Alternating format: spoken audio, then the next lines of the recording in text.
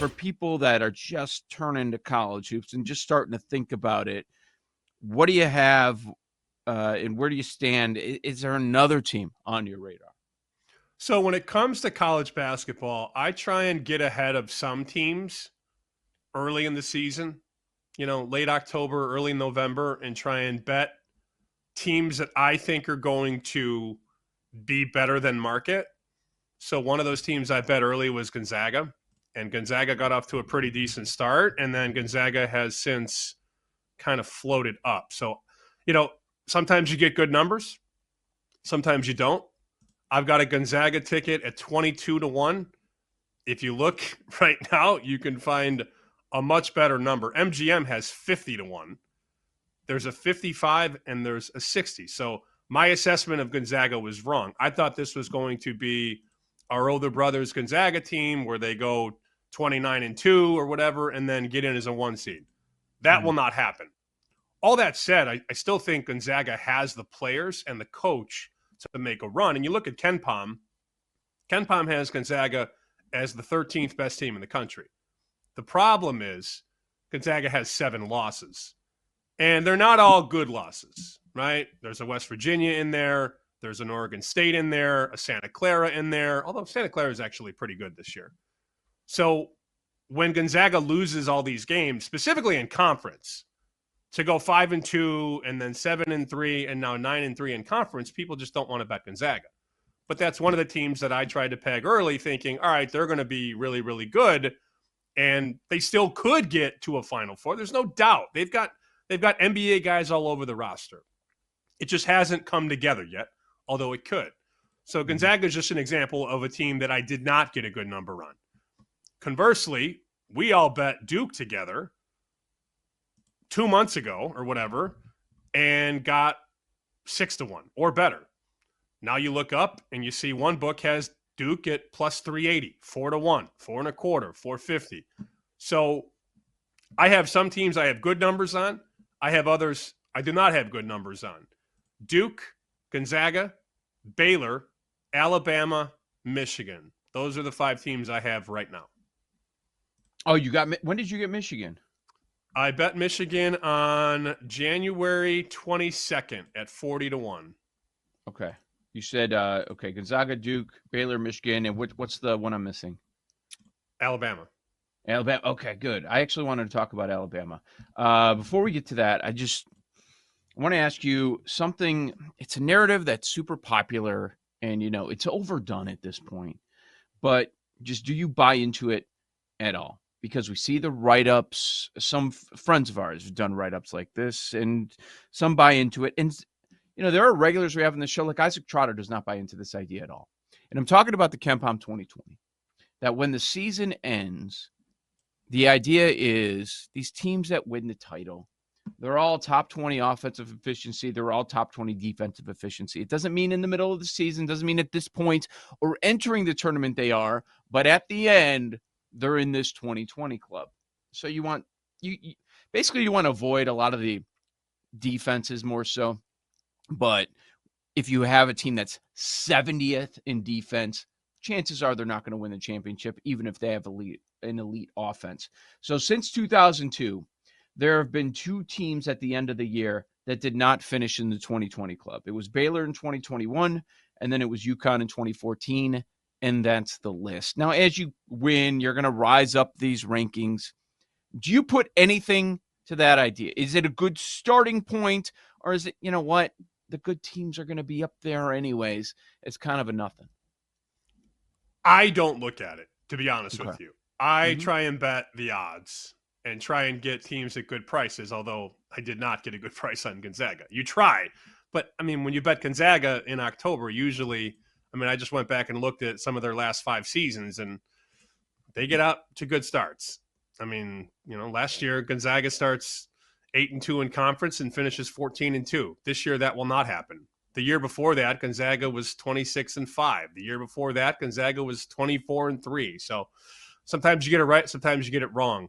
I do not, though. I do not look at KenPom O rating and D rating and bet teams and win titles. I do not. It's nice to make a bet and then see that. So for me, it would be Duke. Hot take. Duke's really good. Duke has Cooper Yeah. Flagg, a bunch of NBA guys. Duke is 5 in offense right now and 4 in defense. That's formulaic for this Ken Palm strategy. And then when you bring it up, I have to, of course, look at UConn last year and the year before. Last year, UConn was 1 in offense, 4 in defense. Mm-hmm. That's pretty good. Doesn't get much better.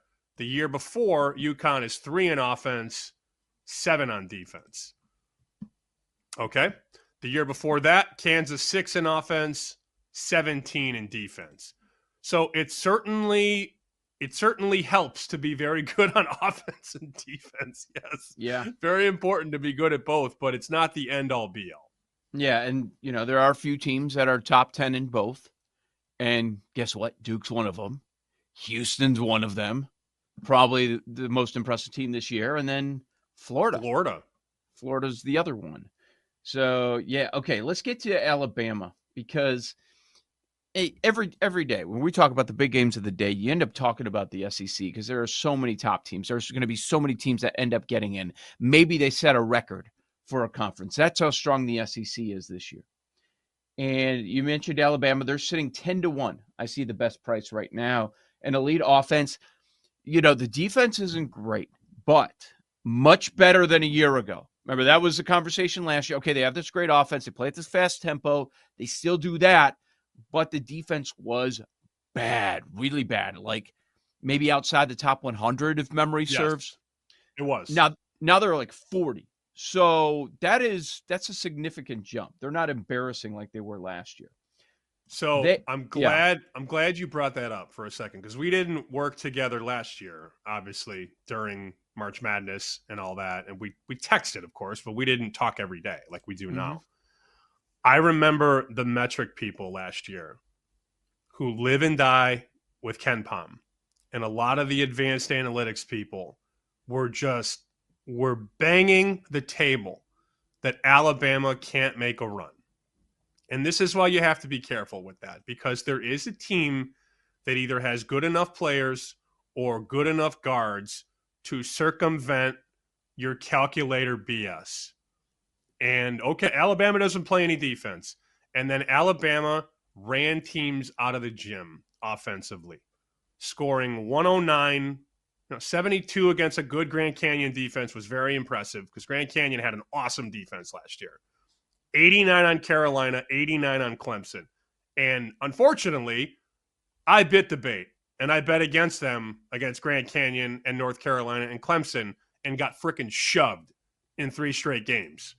And then, of course, I stayed away against UConn, and UConn pounded them. But you have to be careful with these blanket statements that this team can't do this or this team can't do that because then we'd never have, Joe. We'd never have Butler in the Final Four or VCU in the Final Four or George Mason in the Final Four. These are one-offs.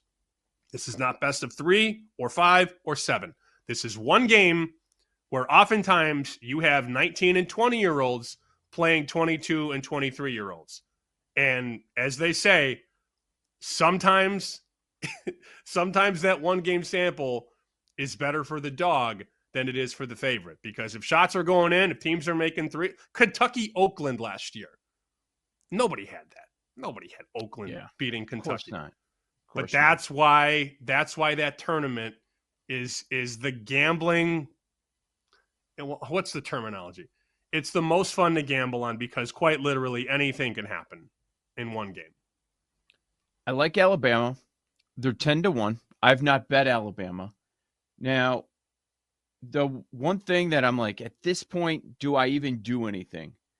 Is they've got Auburn on Saturday. And their last 3 games of the regular season are Tennessee, Florida, Auburn. Then they go to the SEC tournament. That is brutal. But let's say they stumble at the very end in that final week, which is brutal. At Tennessee, host Florida, at Auburn. I mean, we're talking about 3 of the best teams in the nation. How much value can be added to that number? How much can it change? Let's say they have a rough time. I mean, they've only lost 1 conference game so far, and that was Ole Miss. But, sitting 9-1 in the conference, you do have to keep in mind that they haven't played the good teams yet. the really good teams. Kentucky's a nice win, but that's their best, or Texas A&M. Those are their best conference wins so far. They did take out Houston. They took out Illinois very early on in the season. But I am wondering if we're going to get a better number at the very end because it's brutal. You could, obviously. It'd be silly to say that you can't get a better number if you play the waiting game. I didn't want to do it, though, and I made the bet. You asked about when did I bet this team and that team. I bet Alabama the same time I bet Michigan, January 22nd at 10:31 p.m. I bet Bama and Michigan at the same time. Okay. I just don't think their offense can cool off the way that it would need to raise their betting price. They could lose 3 games in a row, but they're not going to lose by 20 or 15. Like their offense is just so good to keep them in most games. I mean, look at the losses they have. Lose to Purdue by 9, Oregon by 2, and Mississippi, a very good Mississippi team, by the way, by 10. Like, they're not going to just fall off a cliff, I don't think. So I guess the question to you is, would you rather bet 12-1 on Bama right now or wait? Okay. You could bet 12 for sure. Or wait and they beat Auburn and then beat Tennessee and then it's 9. Like that's the waiting game. Like, would you rather bet 12 and hope for 14 or not bet 12 and then have to decide, oh, do I want to bet 9? Because I know you're not going to want to bet 9 because you missed 12. Mm-hmm. But if you bet 12 and they do win some of these games, you're not going to get 12 again. So I can't answer that question. The question that I would have to volley back to you, are you content with 12 and seeing what happens? And that's what you have to figure out for yourself. Yeah, for sure. I would lean that way, being content with 12 because of that possibility. They do have the upside where you can walk away from those games and be even more impressed. And then the number shortens, or then they go and they win the conference tournament, something like that. Did I tell you I like George Mason? Yeah. Did I say that yet? Okay. So if you kind of like their path, that might be a team that you would say, or maybe look at an Elite 8 future or something like that, right? Sure. Why not? I mean, I haven't yet. I haven't done anything with that. No, you would need to see their path because, it depends on. Oh, you're saying when the tournament bracket gets revealed. Yeah, and those markets come up. So BetMGM has them 500-1 to reach the Final Four. See, that's tempting. Before if they're going to get talked up by people like you, that won't be available. I feel like we should learn our lesson and just bet $10 on that right now. Like, what are we waiting for? We're so stupid with this stuff. You said Final Four? Yeah, seriously. To make the Final Four, they're 500-1 right now. I don't think it's going to happen, but if it happens, and here's what's going to happen. If it does happen, Paul we're just going to get people 500-1. He had his head down and he popped his head up and said, "Who's that?" As you would have thought, like you put a smelling salt under his nose. What's he talking about? Yeah, I'm just saying, dude. In this tournament, come on. Like I've been gambling on this tournament for 20 years. I have seen crazier things. I mean, we've already seen them make a Final Four. Granted, it was a long time ago.